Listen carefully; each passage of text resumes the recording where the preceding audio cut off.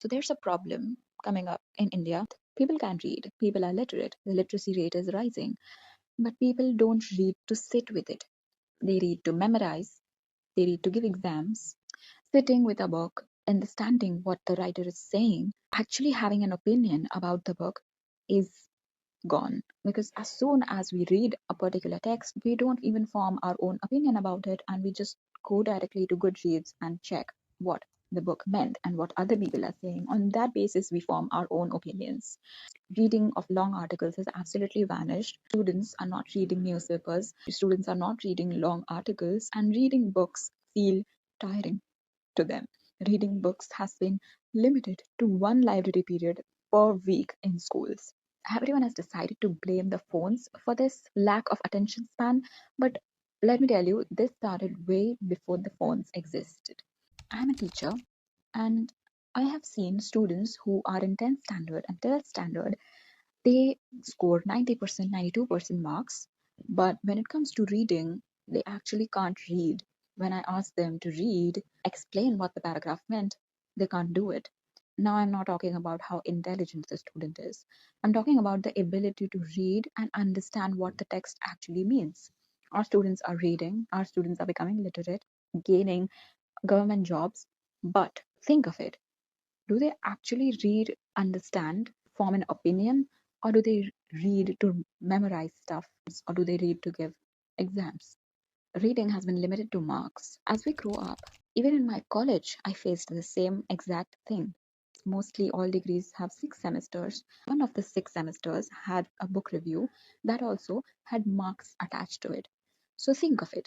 Did I read for marks or did I read to understand the book? Let me tell you one thing. I have an education degree, right? I have my B.Ed degree. In that degree as well, I was supposed to read one book for one semester out of 4 semesters, and that also had marks attached to it. So think about this. Even as teacher, I was taught that reading is limited to marks. You have to read in order to finish the course, and you don't have to read to understand stuff. Now, earlier, very few people read. Books weren't easily available. But reading actually had weight. People stayed with the books they read. They used to form opinions about it.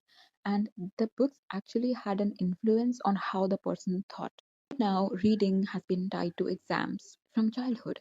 We read to pass, we read to memorize stuff, and we read to get marks. Let me show you what's currently happening right now with our textbooks. Look at this history textbook. This is a 10th standard textbook. And look at this. It only has information about monuments, dates, and places. There's no story at all within the history textbooks. Why would the student want to read this? Why would a student want to know about history when the student has been traumatized? History being limited only to monuments, dates, and places. This doesn't make any sense. If there's no story present within the history, why would anyone be interested in learning it? There's a lot of information present, but we rarely understand it. Owning books has become an aesthetic.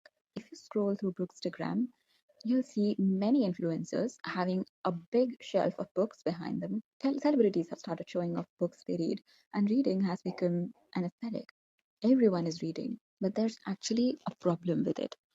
Books have become a decoration for most people. If you scroll through Instagram, you might have seen TBR lists of people joking about how they own shelf of books, but most of them they haven't read. Books have become so expensive. Simple paperback book can cost you 600 to 700 rupees. And I'm not blaming the authors. I understand that the authors spent too much time on actually writing the book. So I understand. But public libraries were supposed to solve this. Right now, we have municipal libraries that have become study centers. If you go inside a municipal library, you'll see rows of students studying for government exams. The shelves of libraries are filled with government exam manuals. There are posters hanging around about how you need to do this coaching class or you need to study this course. The libraries have not remained libraries for people anymore. There isn't any collection of classic literature. There isn't any modern collection of books. Nobody goes to libraries anymore. Reading has become such a high class act that for a middle class person who wants to read can't. If a person who cannot afford books has actually read something, then they're shamed for reading pirated books. But let me ask you this, a person is actually reading. That is what matters, right? Or the rise of capitalism, where the books have been so decorated, hardcover books that don't make any sense, beautified books that don't make any sense.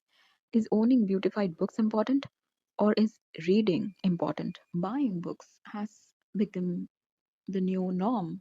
You don't borrow books, you buy books because you need to have a huge shelf behind you to talk about books on Instagram or on social media.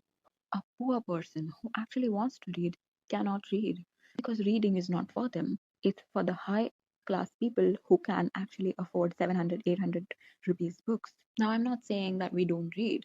We do read. We read messages, we read tweets, we read subtitles, captions. But that is fragmented reading. We just read to gain information. We don't read to actually sit with what the information does to us. We don't read for an idea to stay with us. Reading doesn't influence us anymore. Now, what can this lag of reading cause?